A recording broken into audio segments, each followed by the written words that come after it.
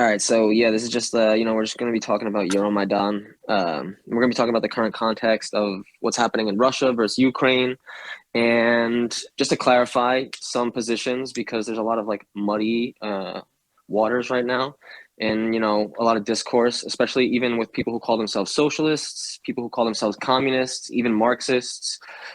Sort of a lack of a real anti-imperialist position and a lack of a depth of historical knowledge on what even led up to the events of what we're seeing right now.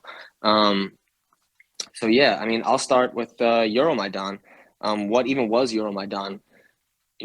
Maybe this event isn't even that familiar to some of the people who are discussing what's happening right now. Even people on the left, people who might call themselves socialists, this might even be an area where there's not a lot of clarity. So Euromaidan, it was a period of civil unrest in Ukraine. It started with like these waves of protests in November of 2013. The protests, they were initially sparked by the Ukrainian government's decision to suspend the signing of this economic agreement between Ukraine and the European Association and the European Union. And the name of it was called the Ukraine-European Union Association Agreement. Basically, like what this agreement was it just favored closer ties, economic ties between the European Union and Ukraine. So in I think at this point, I think the president of Ukraine was a man by the name of Viktor Yanukovych. Yeah, Yanukovych, and, yeah, Yanukovych. I think he was elected in 2011 and 2010. 2010. Yeah. Yeah, and he was like initially, supportive of this economic plan, but I guess, at a certain point, Ukraine felt it would be better in their own interest to have more of an economic alliance with Russia. And so obviously this angered the NATO powers, this angered the European Union, and by proxy, it angered the United States. And so once this decision to halt this economic agreement happened, these mass waves of protest started in Ukraine. Yeah, and it was really the catalyst for basically regime change, the word that we hear so much when the U.S. government is involved, with international politics. But the nature of this regime change was actually like, it was quite different because this took place under a liberal government. This took place under the Obama administration. This took place with Joe Biden as the vice president, and Joe Biden was the lead in foreign policy and the Obama administration and Ukraine specifically. So I think like highlighting a lot of the key things that really happened by the U.S.'s involvement in this regime change is important to kind of like understand like a lot of where liberals are. Can I insert one thing just as a backup for people who aren't familiar? Because I think the problem is people keep talking about a lot of discourse from across the political spectrum. It's always about Ukraine or the Ukraine. And I think to really understand Ukraine is to just be very blunt about it. There's nuances to it. But basically, in essence, they really are just two Ukraines. There's largely the Western part, which tends to lean toward the West and toward Europe. And then there's the Eastern part, which is very deeply culturally, historically, linguistically tied to Russia. And I think as long as you had governments in Ukraine that were friendly with both the West and Russia, but didn't lean too hard towards one or the other, Ukraine was able to hold together. But the Euromaidan crisis created a situation which polarized the country and therefore began to sort of dissolve the state, basically. Anyway, I just wanted to make that point. You just go ahead, but just for context. I think that's important. Yeah, no, definitely important context. Yeah. Some of it I wasn't even aware of, honestly. Yeah. I only know, as much as I really researched a lot on kind of just like what happened like post Euromaidan, but not as much as like, Yeah, I mean, basically, a lot of the background. Since the dissolving of the Soviet Union from between 1991 and 2014, Ukraine, more or less, I mean, there were some pushes and tugs this way and that, but Ukraine more or less was a neutral state. It didn't, because it's been divided so down the middle like this, that was in its best interest to be neutral. And not, in trade with both Russia and Europe and have friendly relations, but not align too much with either one. Once you push it too much one way, there's a crisis. And the fact is, there's actually a really excellent lecture by that political scientist, John Mearsheimer, at the University of Chicago. He goes through all the context here. He's not someone who can be written off as being pro, Putin or pro Russia or pro whatever. And he basically said that was the status quo for 20 years. And it was NATO that upset that equilibrium and polarized Ukraine. And so therefore, by any reasonable criteria, it's NATO that's responsible for the crisis. So I just wanted to add that. Definitely. Yeah. Yeah. I mean, that seems like I think a lot of people also will come to that consensus that NATO is obviously at fault here, but you see a lot of people doing a false equivalence of Russia's actions with NATO's aggression. Which there really is no equivalence. But anyway, to get also back to Euromaidan specifically, one of the things that and we see this come up with all the color revolutions and all the regime change that happens, and the accusations by the Western governments. One of their favorite terminology is human rights violations. And so after the halting of this economic agreement between the EU and Ukraine, this is what started coming out: human rights violations by the Yanukovych government in Ukraine. And so one of the key players in the accusations is this group called Transparency International. And Transparency International is essentially, it's a German anti-corruption non-governmental organization. And this organization was founded by former members of the World Bank, founded by two World Bank officials named Peter Eigen and Michael Wehan. Oh my God. And it was formed by a former U.S. intelligence official as well, Michael J. Hirschman. And it was also founded by, I'm not clear of what his role was in General Electric, but it would be a quick Google search for anyone. But also it was founded by someone who was probably a board of director member of General Electric and just various other World Bank officials. So off the bat, from the founding of this so-called anti-corruption agency, I mean, we see a clear conflict of interest with founding members. Obviously, the World Bank, I mean, for people who wouldn't be familiar with the World Bank is essentially a U.S. organization. The U.S. has the most voting power, and they have the most veto power in the World Bank.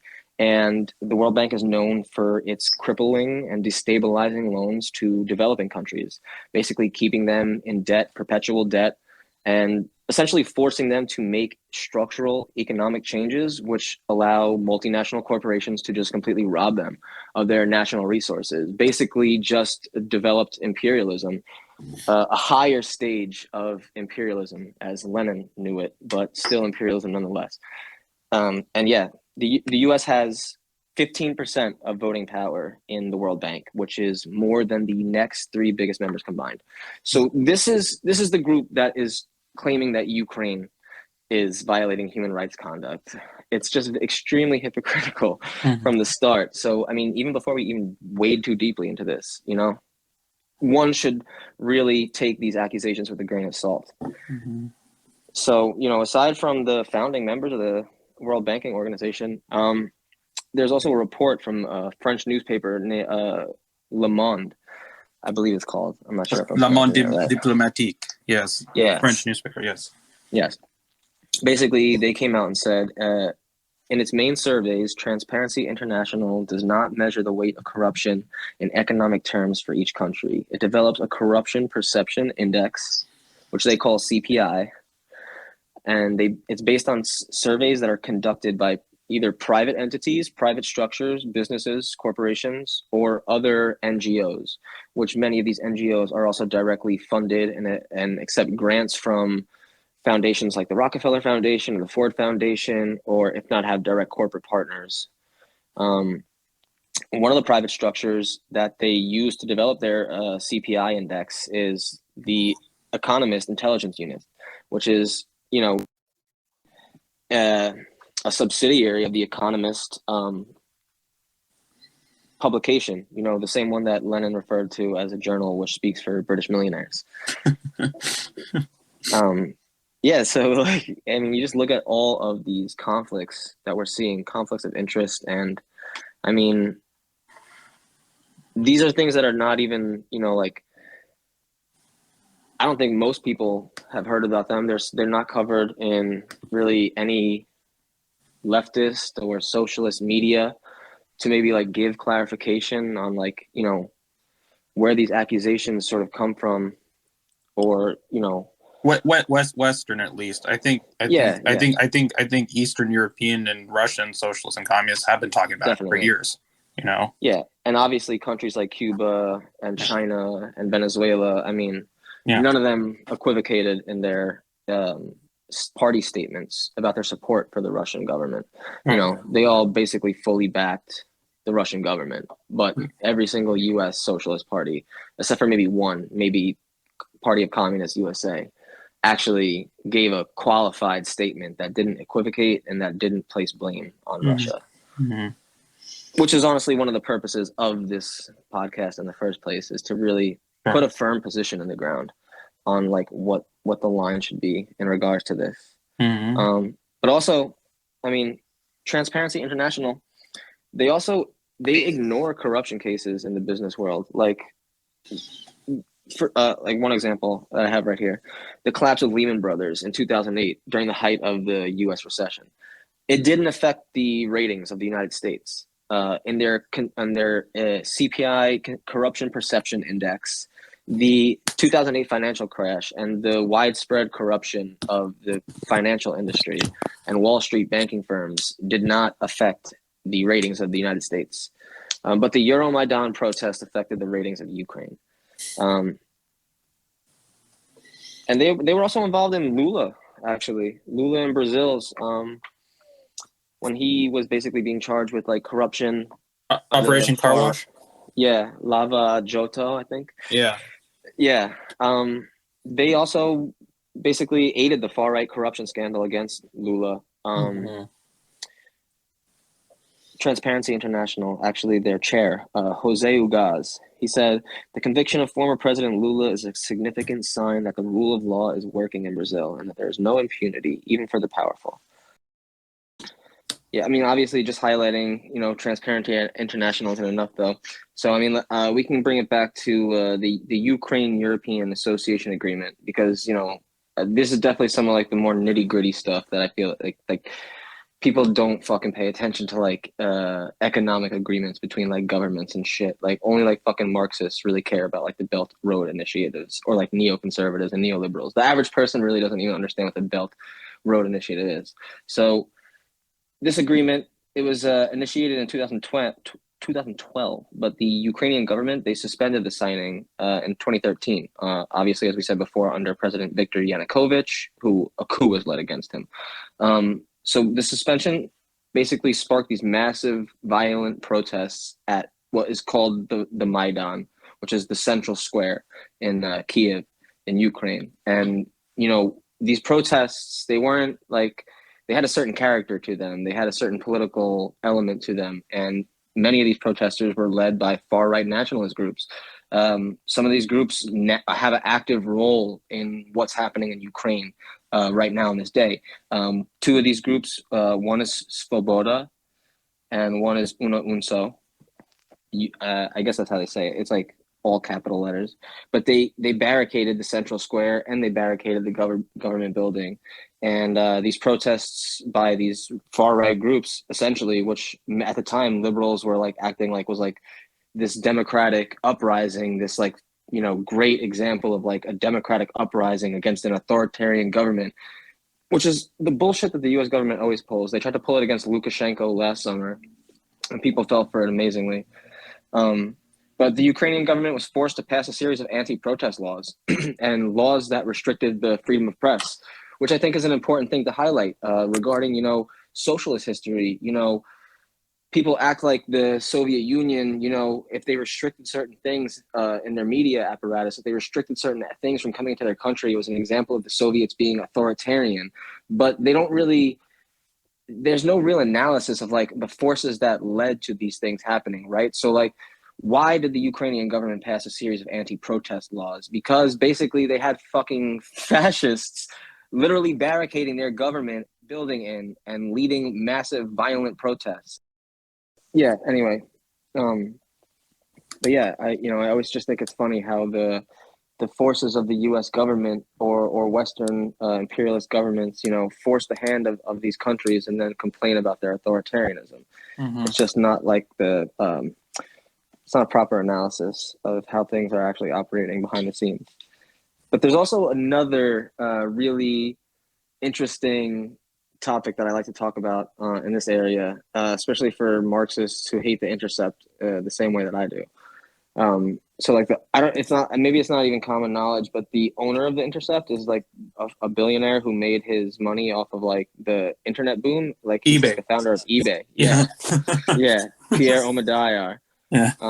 So like basically like this soft left outlet, that like basically will like push like mild, like social democratic reforms, through some of their like articles and stuff in the US, or at least social issues for sure.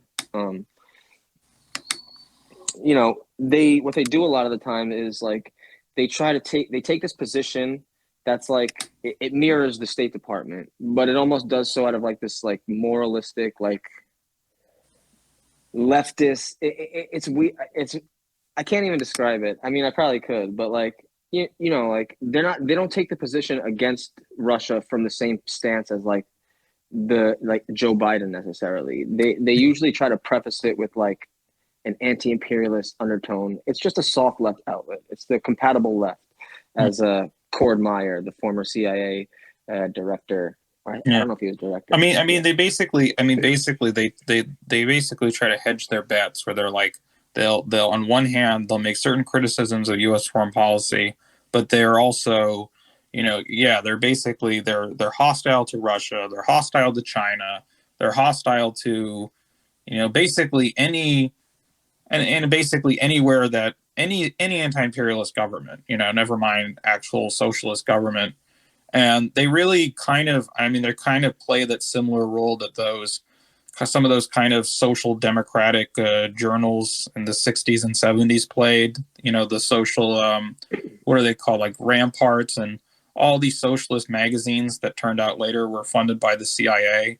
And where they would be critical of certain aspects of U.S. foreign policy, and they talk about racism and they talk about Jim Crow and they criticize certain things, but they were always hostile to the Soviet Union and they were hostile to communism and all that. So it's like outlets like this play sort of like a similar role in that they're kind of like this, as you say, they're kind of compatible left. They're like this compatible opposition, shall we say. Yeah. We see the same thing with like Democracy Now! As well. Democracy Now! Does the same things all the time. It reminds me of the song by Phil Ox or like "Love Me, I'm a Liberal," where he's just like highlighting the hypocrisy of they'll talk about a lot of things oftentimes maybe that will line up with like what a communist might say, but then are completely hypocritical on the other hand. So one thing I wanted you to get to, because this is a really crucial point, and I read some of the stuff you wrote about Euromaidan, and I thought this a very crucial turning point, I think, because the protests went on for months, right? But there was a point when the violence really escalated in January and February of 2014, and one of the things I wanted you to sort of go into, because I know you've researched this, the snipers during I was gonna actually start getting into that. Okay, good, excellent, because that's really crucial to understanding how the Euromaidan actually took power. There's actually like a really good. So I pulled it up. I pulled up this paper. It was written. Let me pull up who it was written by really quick.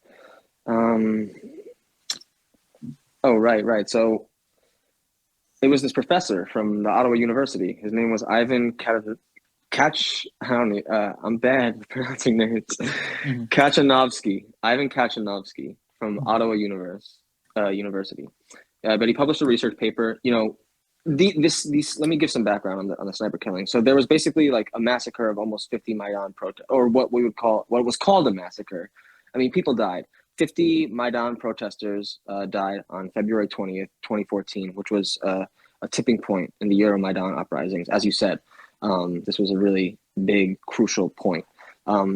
So like these mass killings of these protesters, it was a catalyst in the overthrowing of the government of Yanukovych because it basically gave Western interests the ability to make credible claims of human rights abuses. But what what this professor from Ottawa University, he published a research paper that proved that these snipers were not snipers of the Yanukovych government, but this was actually a false flag operation, and that the snipers were from the neo-fascist right sector paramilitary organization. Mm-hmm. And this fact was completely absent from all U.S. media that covered this. And there's a paper. And another aspect of it that is also really sketchy, I didn't actually know the affiliation of the snipers before you mentioned this paper, but another aspect of it that is really striking is that, and there were numerous eyewitness statements and there was footage of the snipers and all this other stuff, is that the snipers didn't just shoot protesters, they shot police too. Like they shot Ukrainian police as well. So it was almost like the purpose of it was to escalate the situation, because both Yeah. sides thought the other one was firing at them, right? And so that just created just a violent confrontation, which culminated in the overthrow of the government. Yeah. I mean, and if you think about it from that light too, right? Like that's exactly what a false flag operation would want. A false flag operation would want to incite as much violence as possible and would want to give credibility to the fact that the Yanukovych government is, killing people. But yeah, this paper is very interesting.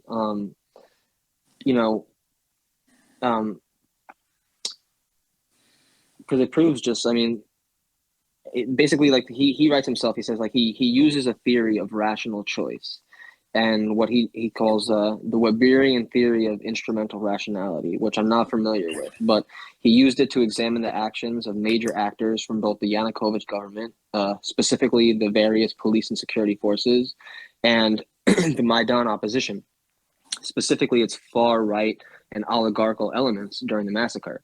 And the paper analyzes a large amount of evidence from different publicly available sources concerning the massacre and killings of specific protesters.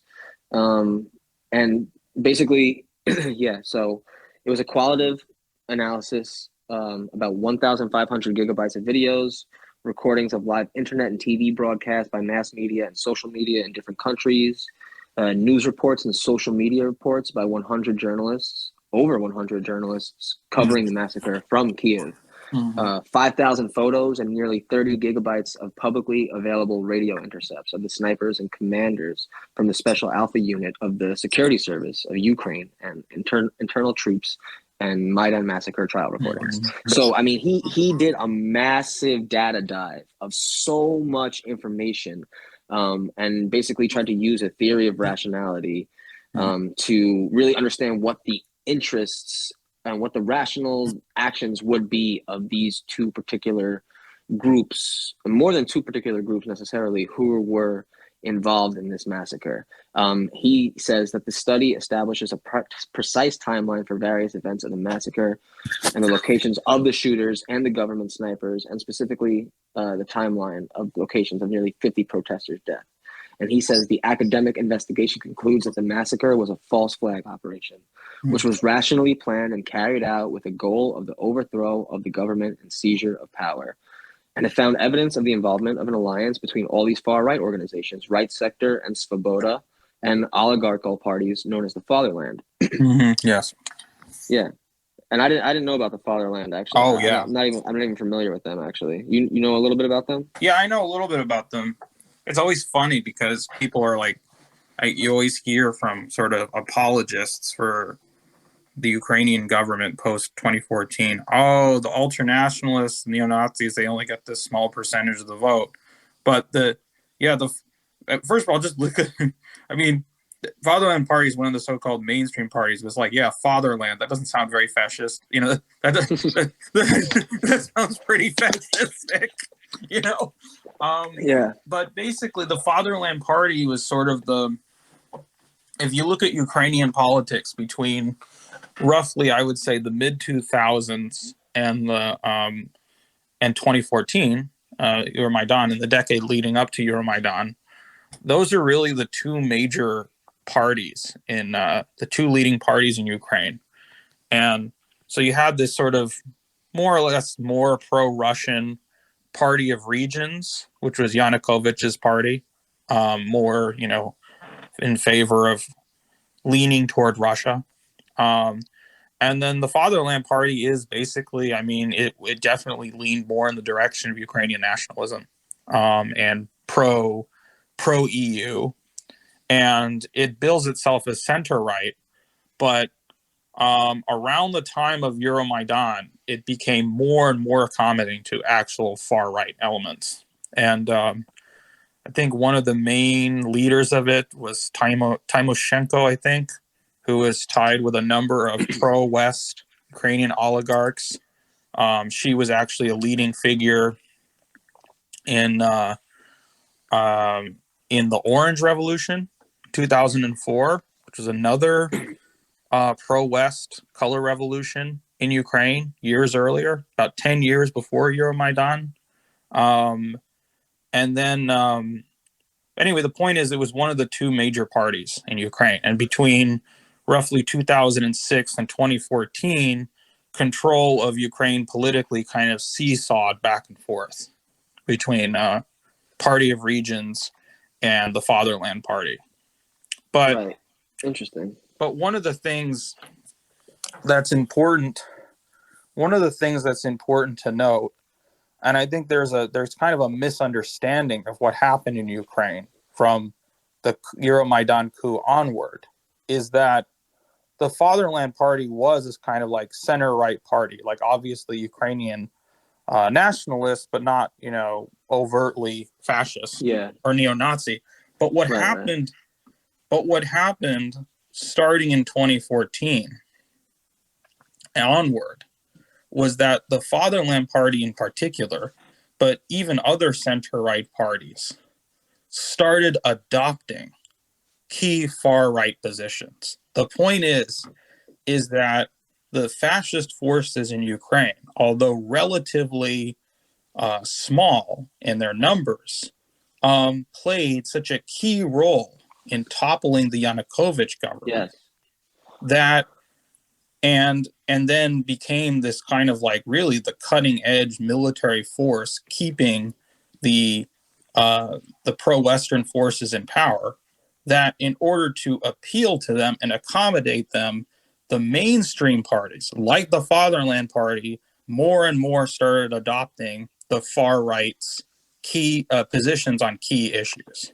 So, and in addition, you had some leading neo-Nazis actually left their overtly neo-Nazi parties and became members of the mainstream parties, including the Fatherland Party.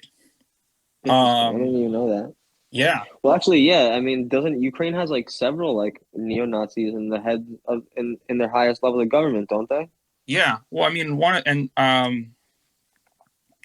yeah. In fact, there's actually this one figure, and I'm going to get his name wrong. His name is Pruby, and he was I think his name Anton Pruby, and he was actually like the speaker of the Rada, like the Ukrainian parliament. So this is not a fringe figure in Ukrainian politics.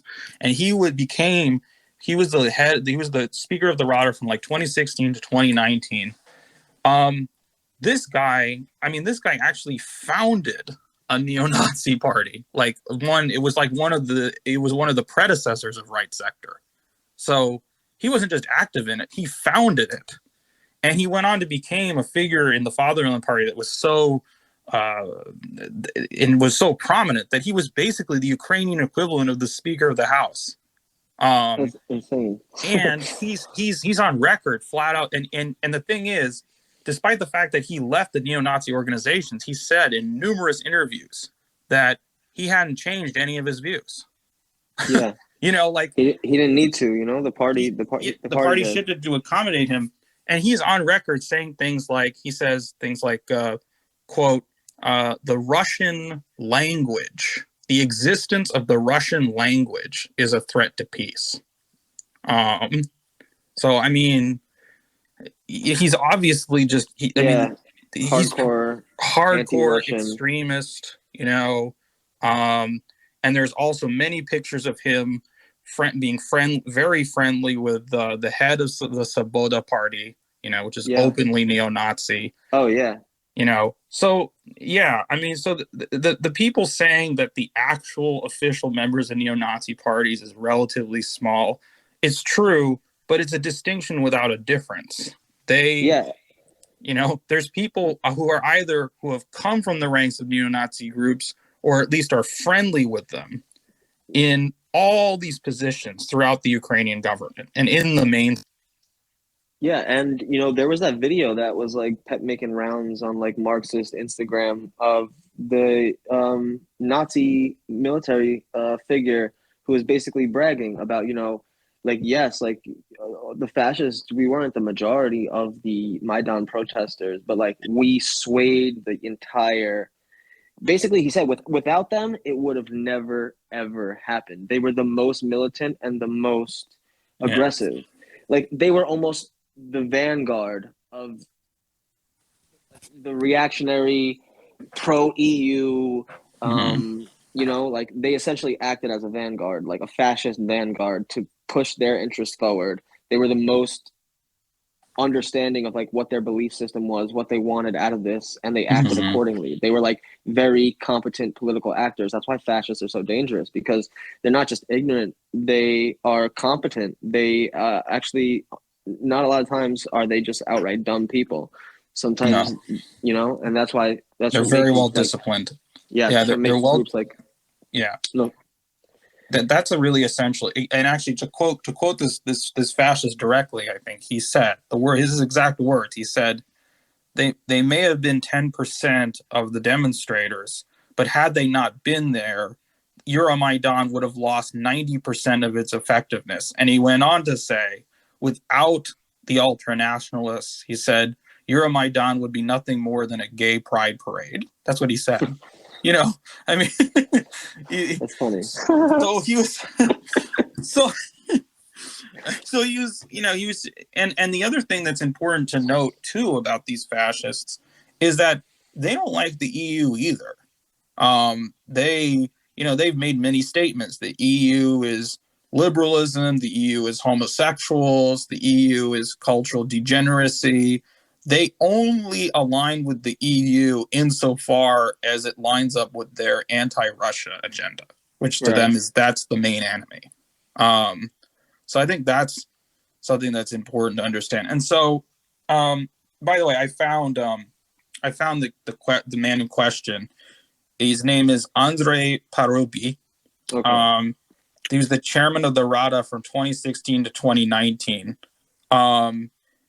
The party that he founded, he founded it with the founder of the Svoboda party. It was a predecessor. It was called the Social National Party of Ukraine. Okay. And this guy was the chairman of the Rada. So they're like Speaker of the House. Yeah.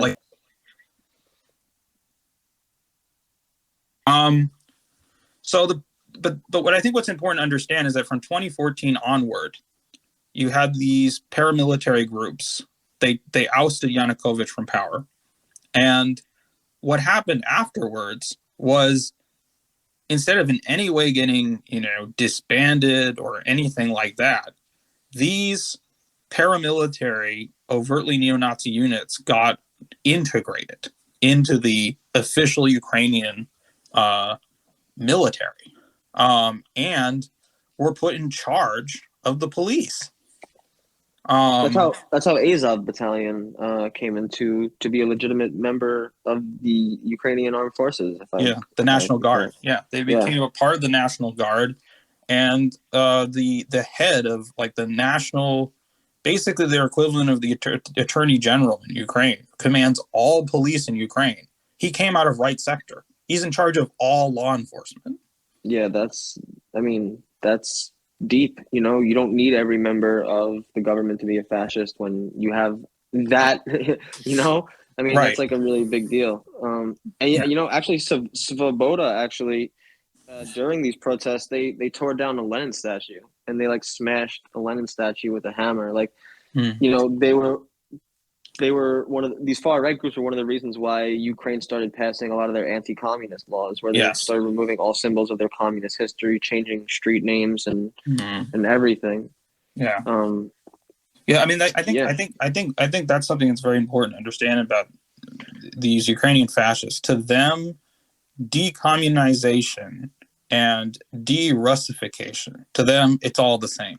You know, yeah, it's all part of this same agenda. To them, communism is Russian, and basically the entire, Russian population, as far as they're yeah, concerned, is something that has to be removed from Ukraine. right, um, so I think that's a really important thing to understand. The other thing I wanted to say, if it's okay if I go into this, because I feel like there's maybe some background that should be explained. Is that okay? I don't mean to like yeah. take over. Yeah, no, no. I mean, the only thing that I want to get into soon is just Mm. like tying this into, I mean, like the liberal support of fascism and Oh sure. Oh yeah. what that means to here domestically. But definitely, I mean, Yeah. So say what you want to say. yeah. So I think the thing to understand, about what's about Ukraine is, and sort of the development of Ukrainian nationalism and ultranationalism, is that what I think has made Ukrainian nationalism very reactionary is that from a very early, I mean, it wasn't really until very recently that there was a consciousness of Ukraine as a distinct nation. I mean, it was very sparsely populated until basically the 19th century. I mean, really, very little of it became industrialized until the 20th century, except for actually the Donbass region, interestingly enough. Um, and so, what the Ukrainian sort of national consciousness came from the sections of the peasantry, including landowning peasantry. And it was a very rural nationalism. And it was distrustful and antagonistic to the urban populations of Ukraine in places like Kiev and Kharkov and Odessa, where there were large concentrations of Russians, Jews, and Poles. And it was a national consciousness that saw all these populations as being this foreign, alien, intrusive, and unwanted presence in Ukraine. Um, it was not.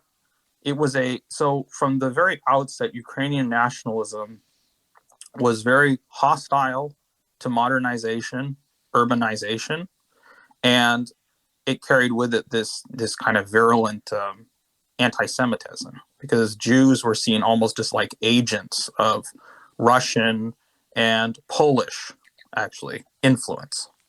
Um, and then the first attempt at a Ukrainian state was actually during the Russian Civil War. There was a Ukrainian, nationalist army, um, who was just as reactionary as the whites, but they disagreed with the whites because the whites wanted to restore the Tsarist Empire. They wanted an independent Ukrainian state, but they were just as virulently anti-Semitic as the Tsarists and carried out these huge pogroms.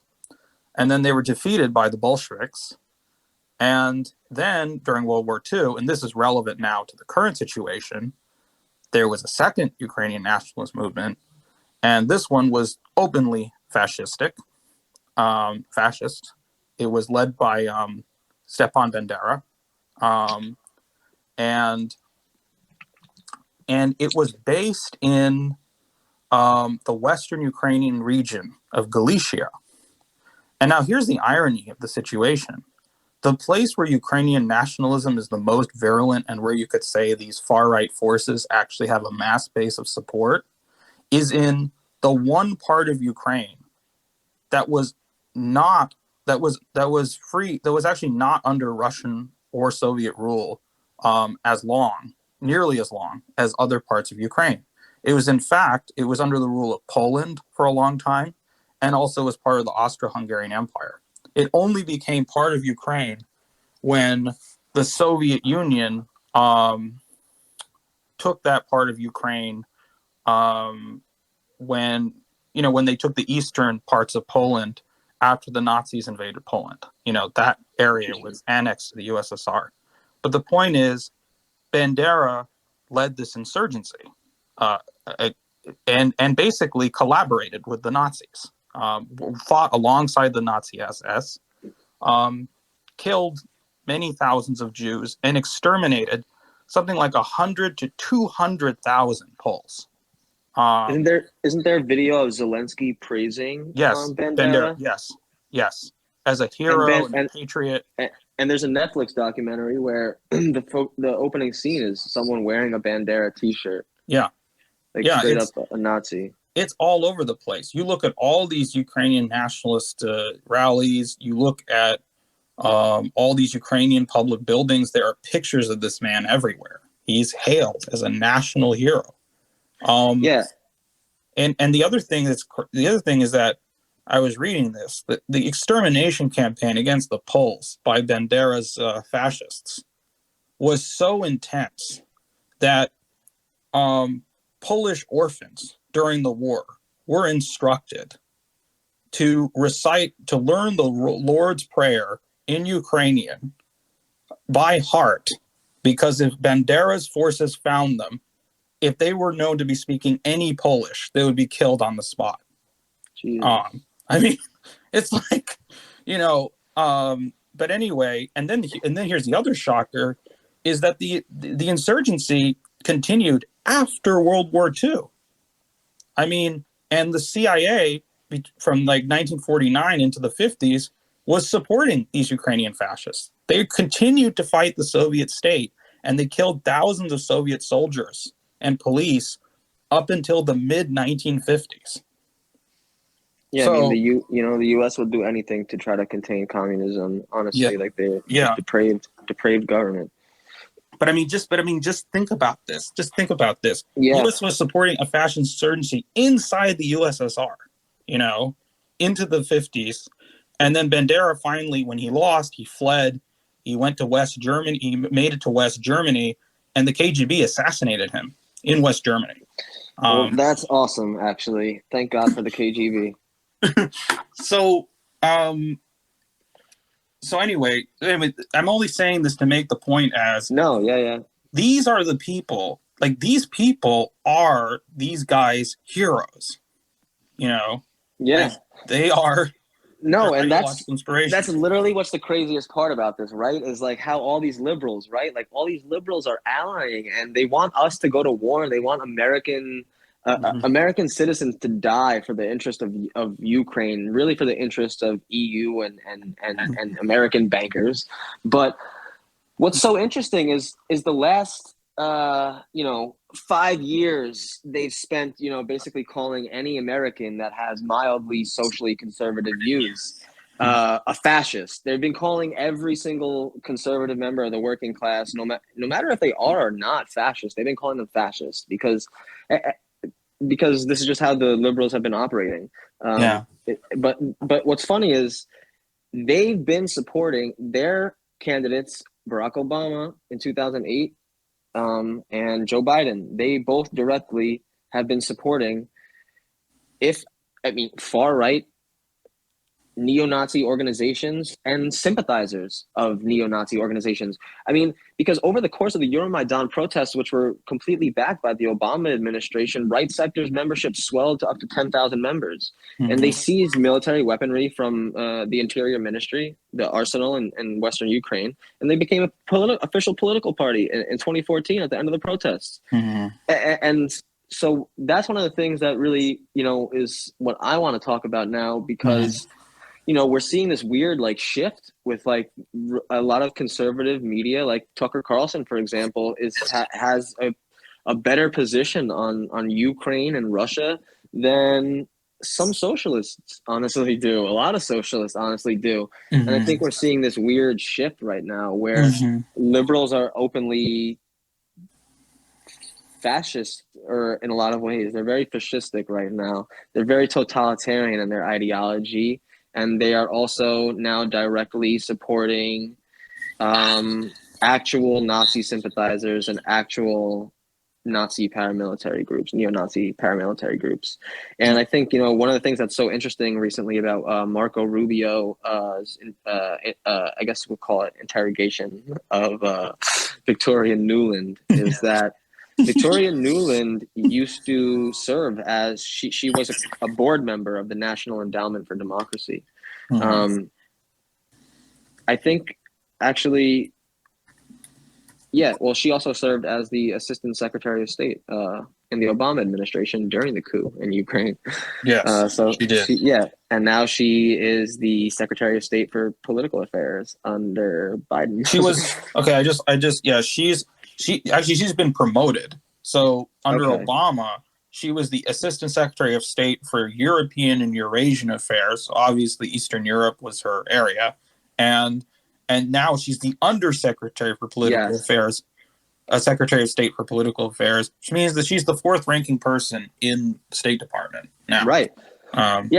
And she used to work directly for the National Endowment Democracy, which is a soft regime change outlet of the U.S. State Department, which works on regime change in Hong Kong, and it's been funding, media lying about the genocide, the fake genocide that does not exist in Xinjiang.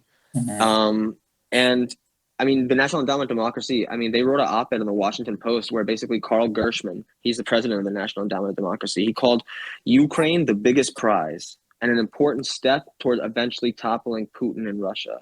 And in 2013, the National Endowment of Democracy, they published an 18-page report in April, months before Euromaidan actually kicked off. And the name of this 18-page report was called Youth as an Agent for Change, the Next Generation in Ukraine. So, I mean, it's just insane to me. You have liberals basically saying everyone at trucker rally, the trucker protests and the convoy against mandates is a fascist. But here they are, just absolutely supporting fascism.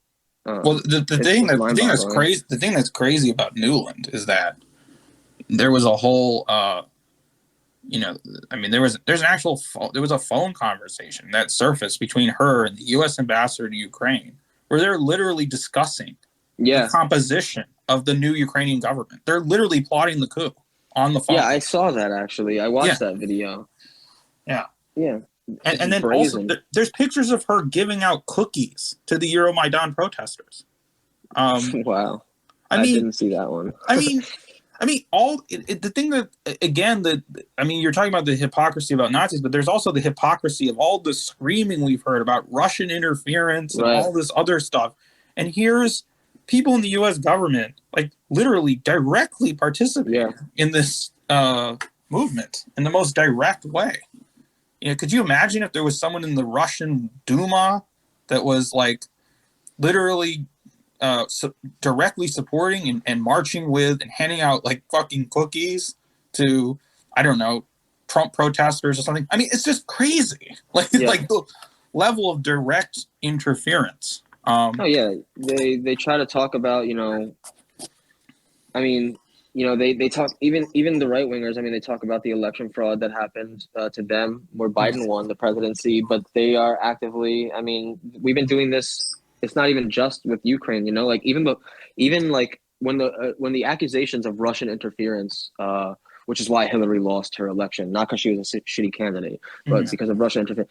Like the U.S. have been doing that shit across the globe, you know, like we've always been doing it, and we don't care about democracy in other countries. We never have. We Mhm. never ever have. None of this was about democracy, and it never has been about democracy because we don't even have it in the U.S. I think I But think though I think though the point you were making earlier, which is important about the bizarre spectacle of liberals, aligning themselves with with these overt fascists. But I think the a central sort of contradiction in the entire Cold War, in the old Cold War, was the fact that you had this liberal order in the West, right? Since the end of World War II, and yet, in order to achieve supremacy in the developing world, in the third world, whatever you want to call it, the CIA and the national security state repeatedly allied itself with forces that you could call nothing but illiberal, yeah, and reactionary and fascist in a number of cases, overtly. And and you can just go down the list. Contras, Yeah, Suharto, Syngman Rhee, all the Death Squad. Pinochet, Yeah, it's an Chicago endless. Boys. Yeah, It's endless. The point is in order for the Western liberal order to triumph over the communists on the periphery, they imposed in the third world. I mean, in many cases, just outright fascism. I mean, there's no other way to describe it. And so, we're just seeing the kind of final absurd culminate in this new Cold War that has now been unleashed with both Russia and also with China. We're seeing this absurdity become manifest in the most blatant and obvious way, that the liberalism that these people espouse, but the empire that they have to maintain to keep that liberal order on top, at the end of the day, it requires fascism for the imperial subjects in some yeah, form. And liberalism is for them. Liberalism is for their sort of affluent, circles in the imperial core. It's not for the rest of humanity. And that's kind of what this crisis is exposing in the most, and increasingly, as you say, they're becoming more authoritarian domestically too, with internet censorship, normalization of mass surveillance, all these things. oh So, yeah. I so mean, it's anyway, been that that way since the Patriot Act, essentially. But I think we have I think we have a lot of like self surveillance going on. Like, yeah, people are willing to like open them up to self surveillance, just in like the age of like social media and stuff, and just the mm-hmm.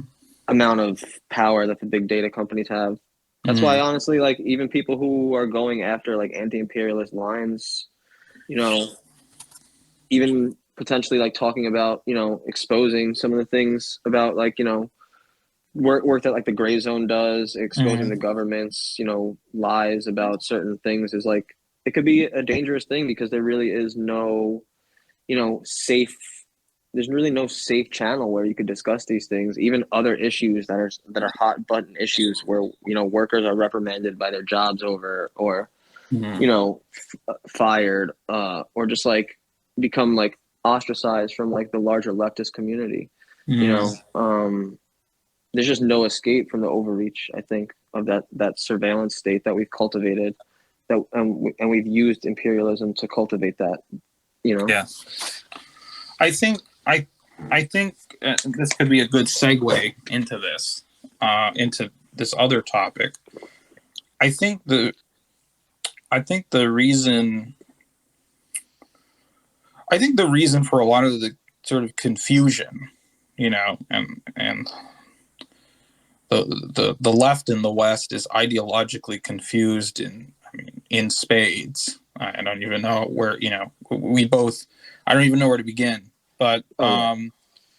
but I think one of the reasons for the incoherence of a lot of the left on this topic is a misunderstanding, I think, of first of all, misunderstanding of imperialism, what imperialism is, what it isn't. That's one component. Definitely. And the other component, I think, is also a misunderstanding of anti-fascism, actually, as well. And I think there is this presumption, even on the left, that anti-fascism means explicitly or implicitly a like a defense of liberal norms or the liberal state or the liberal whatever you could call it, status quo, Political order, social yeah, order. yeah. But in Ukraine, it just exposes how that is just utterly false, since it's the liberal establishment which is backing fascists.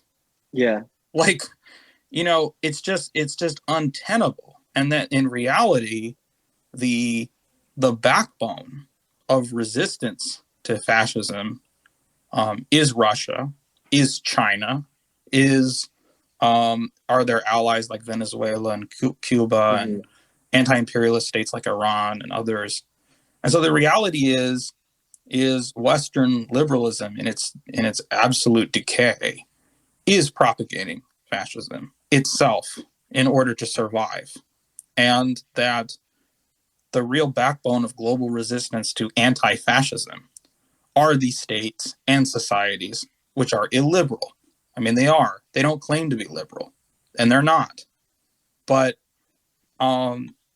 people have been so indoctrinated with liberalism, even on the left, that they see any society that doesn't adhere to Western-style liberalism as some kind of authoritarianism or totalitarianism or even a kind of fascism itself. Anything that isn't liberal or doesn't adhere to liberal standards, and even a lot of socialists are like that, is authoritarian and terrible and totalitarian. And it's a failure to see that the liberal bourgeois establishment is what propagates and creates fascism itself. Absolutely. And there really is a huge misunderstanding in the American left of what Antifa is, because I mean, the American left basically thinks like voting for Joe Biden or not voting for Donald Trump is anti-fascism. Like there's like a huge and a lot of these same people, like they think the Soviet Union was this evil country. They have blind hate for the Soviet Union. They don't even understand what it's like, black bloc anarchists who basically will show up at like feminist rallies, like in black bloc gear, and basically like scream things like punch a turf or whatever. It's just a lot of like LARPy, even Maoists, even like a lot of the people that like Haas debates, like the debate with like Jason Unruh, where he like pulls out like a toy gun. Like these people are like just huge LARPers. Like they're not actually anti-fascist, because anti-fascist would require a real commitment. Like one of my comrades posted today, something, like out of the movement into the masses, right? Like a lot of these anarchists and these so-called Antifa types and these Maoist types, they're not really actually willing to work with like members of the working class who might not have these like cushy liberal social views. They just like condemn them all the time. That's what we've been seeing for the last 5 years. It's been a part of this like really big divide among the working class, where people are being like framed as certain things when they're not.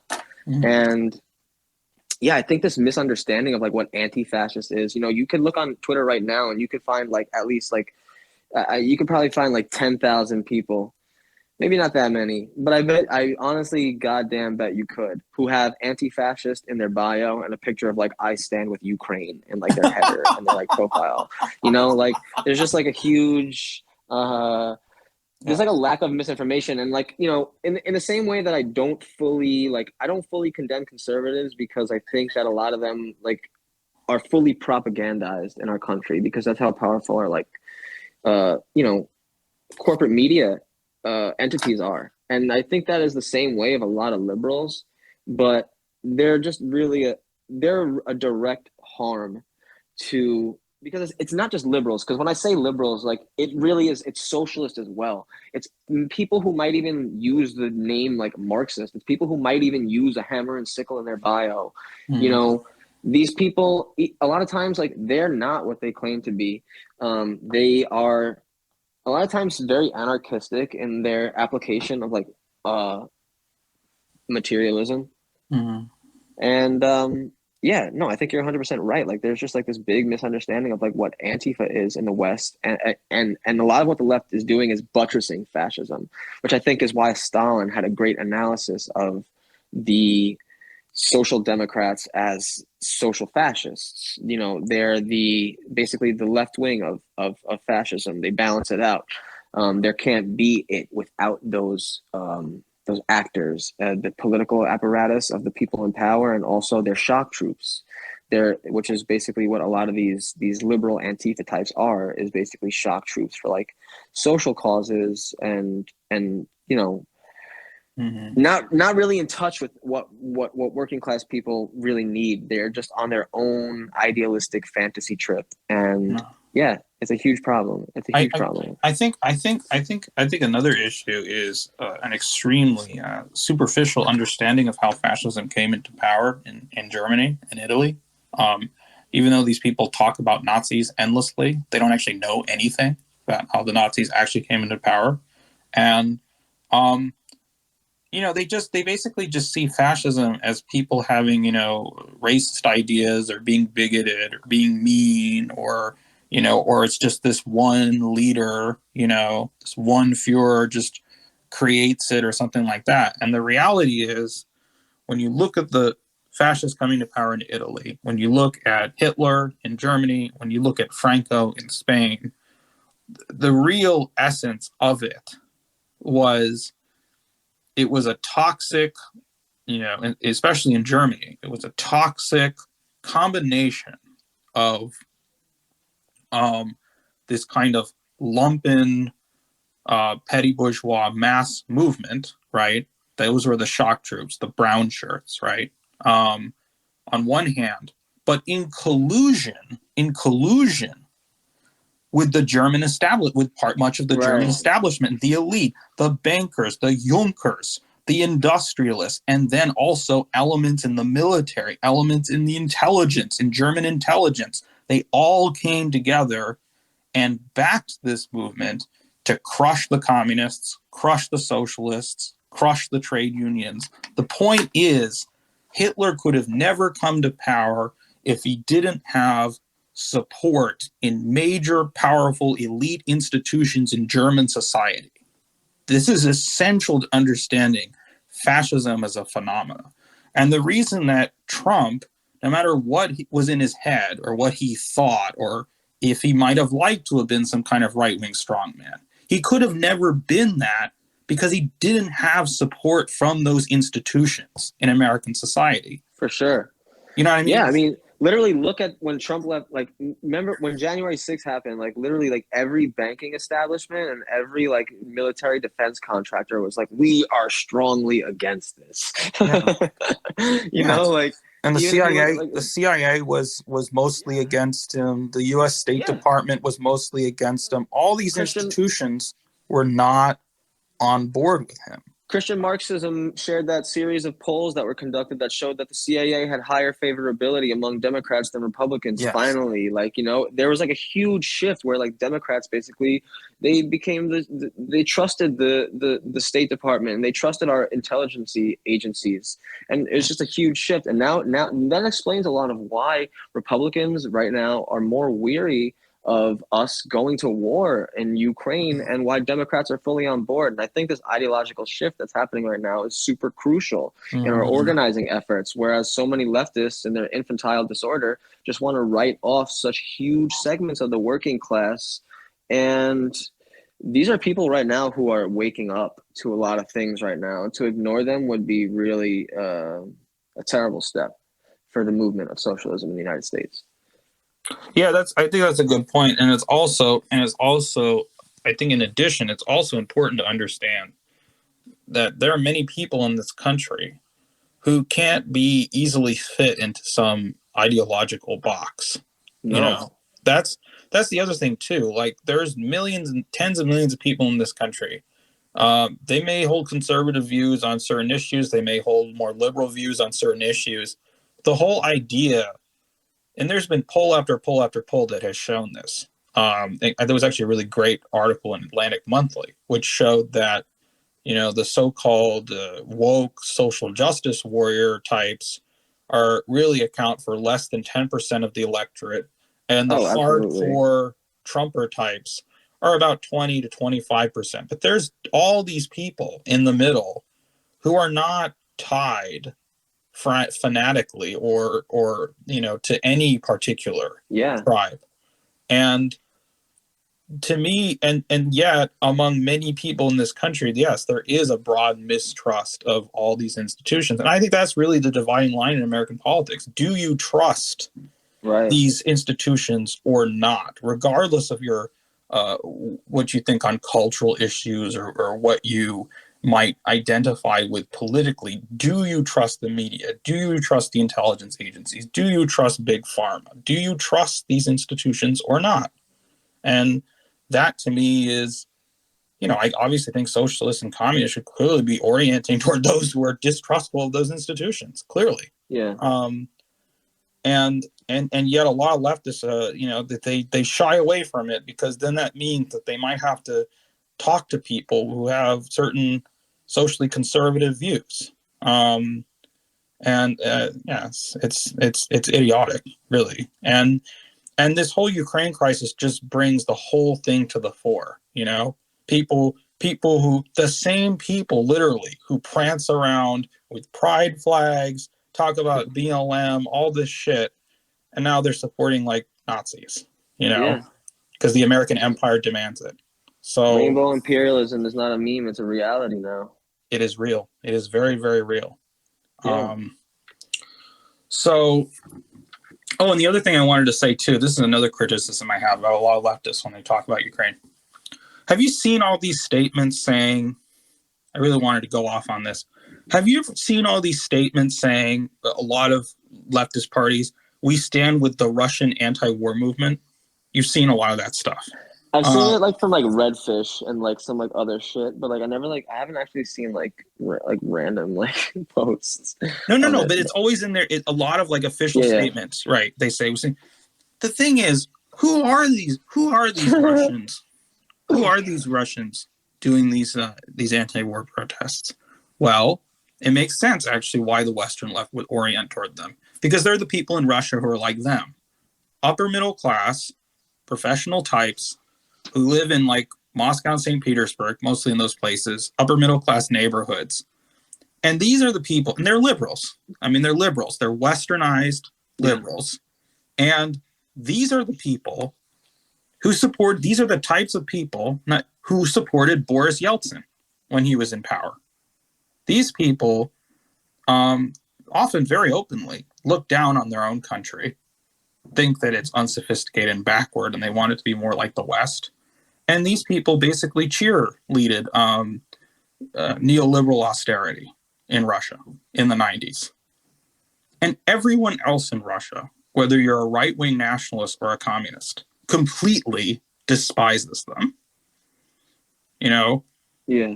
And these people were totally fine. These people were fine when Boris Yeltsin sent in the tanks and shelled the Russian Duma and killed thousands of people. They were fine with millions of impoverished Russians dying from poverty and, homelessness and all this horrible suffering for the sake of the free market. They're fine with that. They're fine with that violence. Now they want to, for Western approval, they want to protest against Russia's actions in Ukraine. But like literally, that's what the so-called anti-war movement in Russia, that's what it is. Yeah, and I think there's also like a problem with like you have like anti-war leftists who like they're not anti-imperialists, they're anti-war, yes. And their position is just like anti-war, but it's like that's not anti-imperialism. Like they think that like only a socialist, like even not the ones that are socialists think that only a socialist nation has any right to defend itself, which is bullshit.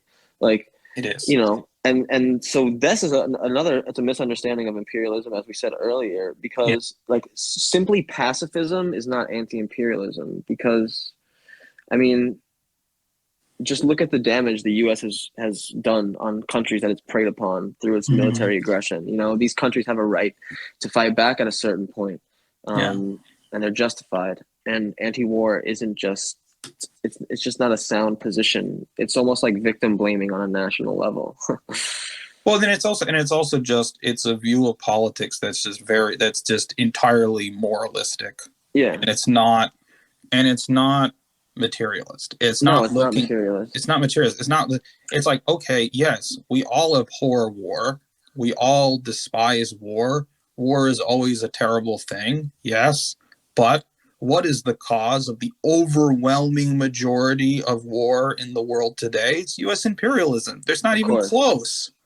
So therefore, any force in the world that deters US imperialism is objectively a force for peace. I mean, it is. Like, objectively, it is.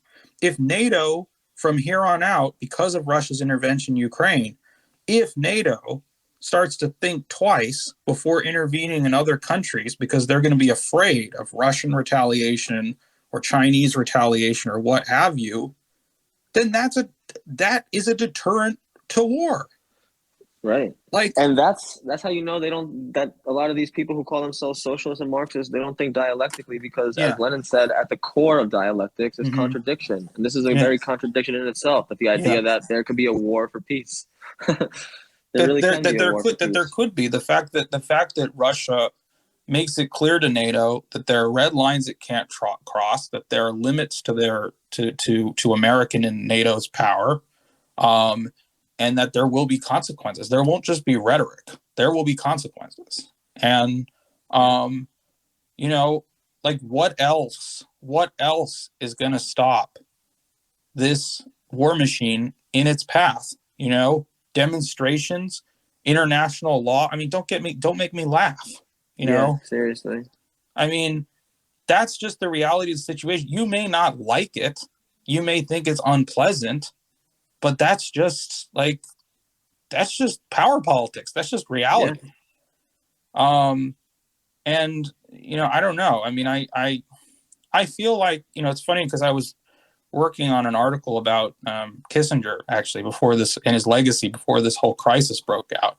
But the irony was, when I was reading more about him, I was thinking, one interesting thing that came out was that the two diplomats that Kissinger actually had respect for, like, he actually respected, even if he didn't agree with them, was conservatives, which of course he aligned with more, obviously.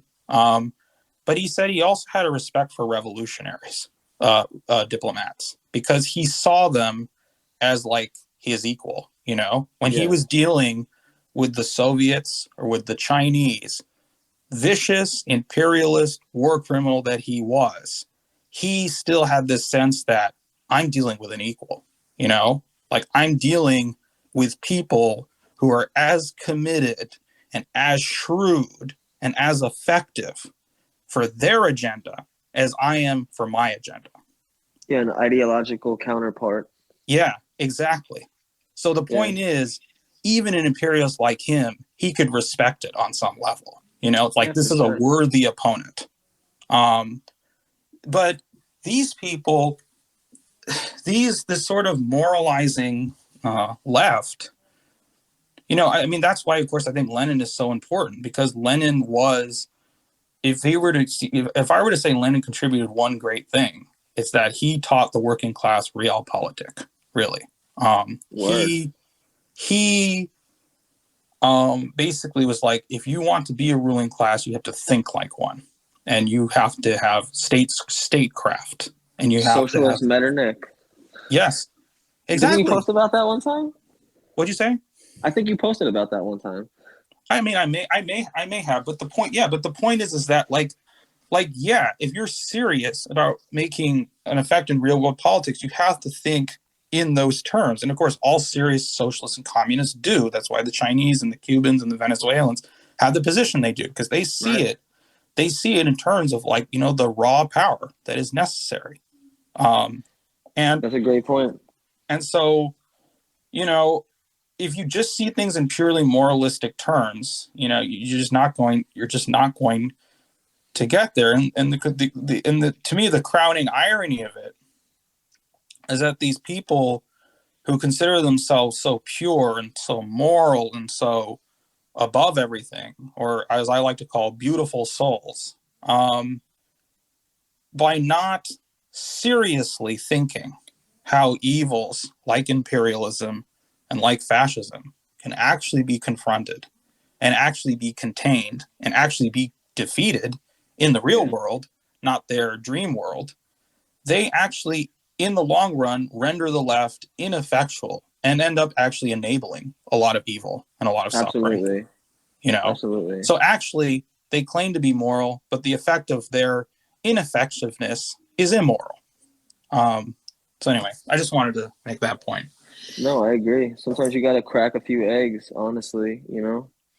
But yeah, I think, you know, what you said about realpolitik is honestly a very important point. And I think that, you know, whichever Marxist group, whatever party, whatever organization can teach the US working class the art and the importance and understanding what, like, realpolitik, how to be a ruling class, you know, um, I think that's like really such an important thing, you know, and for us to achieve socialism, um, you know, we really need to be rooted in that, honestly, like teaching the working class, I think, just how to engage with this shit. Because I think what you said about Kissinger and like respecting people like Mao or socialist, you know, revolutionary counterparts is like, it's important because, you know, they made him respect them. Like it was the presence of what they achieved, of how they did it. Like Marxists, people who have a grasp on historical and dialectical materialism, like they should be taken seriously. They should be taken as ideological counterparts because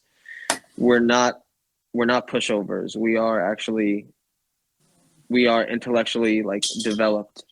And so anyone in the plane of class struggle who has a position of power or adjacent to power should be able to respect what Marxists have achieved throughout the course of history. Yeah.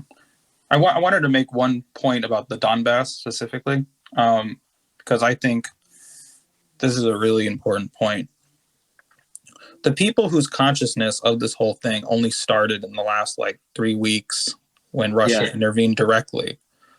And also all the leftists who just say, oh, you know, Putin's a capitalist, Russia's a bourgeois state, blah, blah, blah, blah, blah, blah, blah, are ignoring the fact that Russia may be a bourgeois state, but there are millions of communists in Russia, and many thousands of active communists in the Donbass region.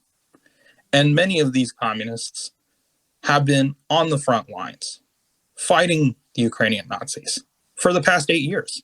I mean, the Russian Communist Party alone, they've had hundreds, maybe thousands of cadre fighting in the Donbass. Dozens of them that we know of have actually given their lives. And then there's Ukrainian communists in the Ukrainian/Russian communists in the Donbass who have died. We don't even know, unknown numbers, you know?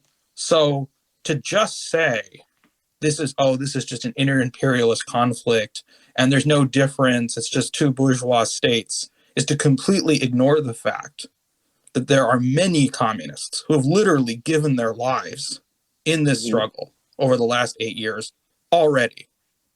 Absolutely. And so, you know, yes, this is literally a communist and socialist struggle. There are many communists and socialists involved in it directly. I mean, these people, they're from the Soviet Union. They grew up in the Soviet Union. Many of them are former Soviet military commanders, you know? So, you know, great job erasing all of those people and their heroism and their martyrdom, frankly, you know, against just this evil, you know? I don't even know what to say. It's an appalling failure. It's an appalling failure of internationalism. You know, I want to use, you know, I don't want to start, you know, using certain 4-letter words, but it just gets you like, it just gets you. Yeah. It just gets you 4-letter word if you want. But I mean, when you just, I'm actually, and this is the article that I'm working on. It's like, when you consider,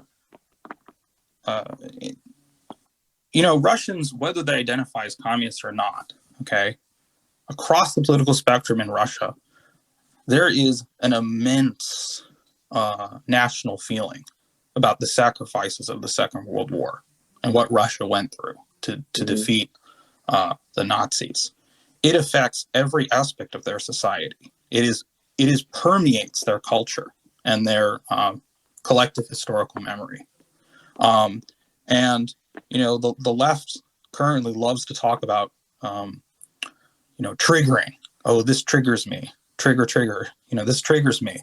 Well, have you considered the triggering effect for the people of Russia, where every single family has someone, they have ancestors or they have relatives who they lost in that war or experienced that war against the Nazis? Can you imagine how much Russians have been triggered over the last 8 years to see their compatriots being killed in the Donbass by these outright Nazis?